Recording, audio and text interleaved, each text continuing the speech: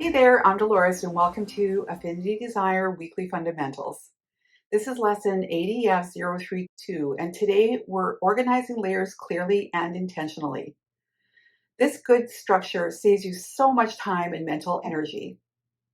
This lesson builds professional habits. So here I have a file that I have pretty much completed. This is ready to be either uploaded as a greeting card or submitted for art licensing. In this case, I might create a whole collection around it, but I wanted to, first of all, get this document fully organized so that I'd be able to hand it off, or at the very least, the next time I open it, that I'm able to kind of understand what's going on here in my layers palette. Because look at this. This is a bit of a mess.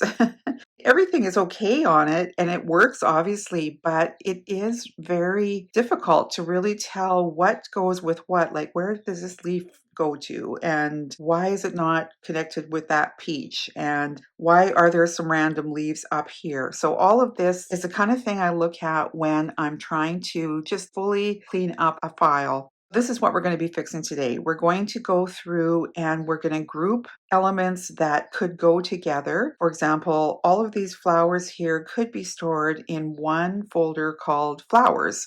I'm thinking that maybe I'll do all of these flowers that are the orangey, peachy colors and put them all together. And then I think what I do is I would take these other sort of more subtle flowers and group them together. Let's just start. And I'm sure as I go through this, it's going to start to make sense to both of us. So to group these flowers here, maybe I'll do this grouping here because they're all that same type of flower. I'm going to tap on the bottom one. You can do that with just a single tap. You can do that with your finger if you want to when you're selecting. I'm going to tap the top one and then two finger tap the bottom one. So I know I've got all of those selected.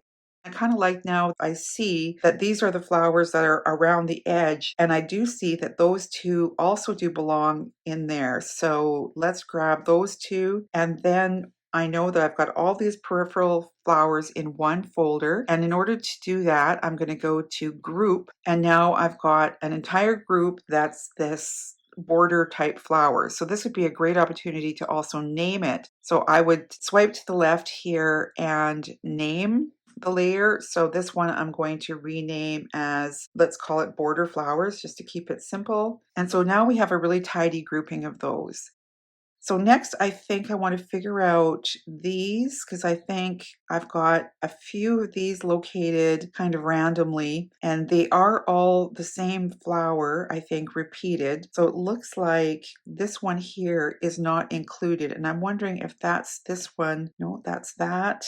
One of the ways you can do it is by tapping on one of the elements within your illustration, and then a lot of times you can kind of figure out which go together because they're kind of drawn at the same time. So this is what I'm going to do here is to figure out that whole flower. I think I've got it all now. So that one I'm going to make into a group, and it looks like the same thing. Oh no, this one is in a group, so that's perfect. And these have all got their own group. So I must have been thinking in terms of groups at the time, and I had done a few of them correctly, but not all of them. So now I know that I could grab all of these with that really light peach color and group them together. Now that I've got them all selected, I can do that same thing where I grab all of them and then go and group them. And then these I could label as accent flowers. And one of the things I usually do is kind of turn the layer on and off to see if I've got everything included. And what I've just noticed here is I've actually got a peach in there.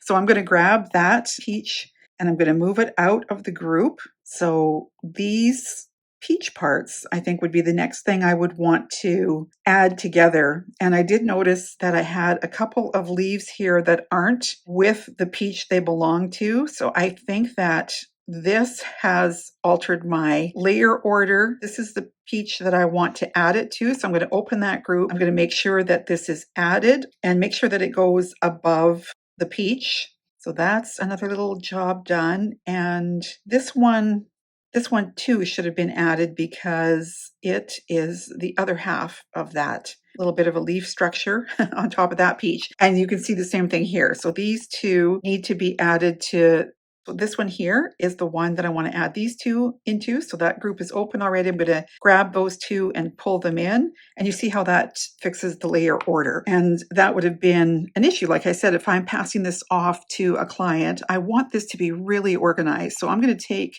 all of these different peach layers. So I'll select the bottom one and then two finger tap the top one. So I know I've got all of them together and they can all be put into a group. And again, I do that on off to just figure out whether or not I've got everything I need. And it does appear that everything is here. Okay. And then I wanted to also point out that leaf there that's overlapping. So that makes the layer order incorrect. So I just have to pull that one down to be below. I see I've got a peach in here too. So that I'd rather add to the peach group. So now when I turn them on and off, you can see that that one is also included. And then lastly, I want to point out why I would not have included this in one of the other folders, because if I do, it's going to end up in front of this peach, right? If I was to add it to the border flowers. So that one ends up needing to stand alone, as does this group of really light colored greenery. And then this giant sun kind of element in the background also has to be at the back. So these are in the correct order at this point. These I would group.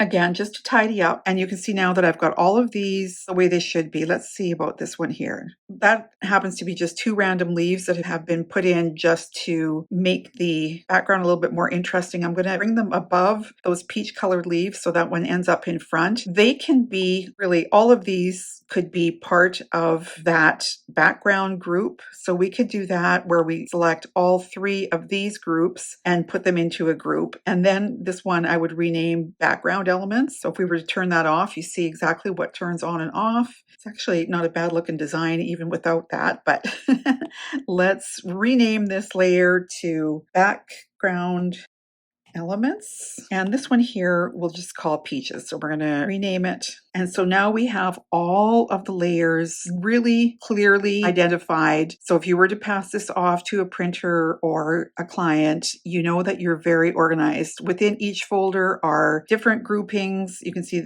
we grouped all of them. Same with the peaches. The peaches have the leaves in the proper layer. Now I'm wondering about this one. This leaf should be with this particular layer. So I just must have inadvertently put it in the wrong layer. So I'm just going to grab it and move it down, make sure that it's above the peach parts. But now that makes that peach whole. I thought I had done that, but I guess I missed it. So that's basically what you're doing with layers to completely organize your document.